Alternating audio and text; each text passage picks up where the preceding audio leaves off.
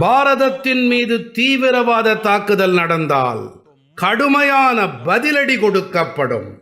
நாம் நமக்குகந்த வகையிலே நாம் தீர்மானம் செய்து கண்டிப்பாக பதிலடி கொடுப்போம். எங்கெல்லாம் தீவிரவாதத்தின் வேர்கள் வெளிப்படுகின்றதோ அங்கெல்லாம் சென்று நாங்கள் பயங்கரமான நடவடிக்கையை மேற்கொள்வோம். எந்த ஒரு அணு ஆயுத பயமுறுத்தலையும் பாரதம் பொறுத்து கொள்ளவே செய்யாது. அணு ஆயுத மிரட்டலில் தஞ்சம் புகுந்து தழைத்து வரும் தீவிரவாத முகாம்களின் மீது பாரதம் உறுதியான மற்றும் தீர்மானமான தாக்குதலை தொடுக்கும்.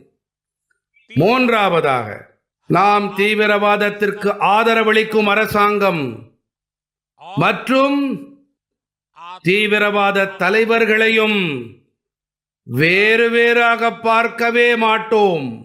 ஆபரேஷன் சிந்தூர் நடவடிக்கைப்படி உலகம் பாகிஸ்தான் பற்றிய இந்த வெறுக்கத்தக்க உண்மையை மீண்டும் கவனித்தது.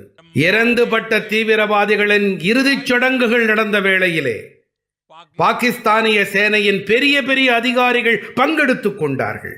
தீவிரவாதத்திற்கு அதிகாரப்பூர்வ அங்கீகாரத்திற்கான இது மிகப்பெரிய சான்றாகும். நாம் பாரதம் மற்றும் நமது குடிமக்களை அனைத்து வகையான அபாயங்களிலிருந்தும் காப்பாற்ற தொடர்ந்து தீர்மானமான முடிவுகளை எடுத்து வருவோம். நண்பர்களே, யுத்த களத்திலே நாம் ஒவ்வொரு முறையும் பாகிஸ்தானத்தை மண்ணை கவச் செய்திருக்கிறோம்.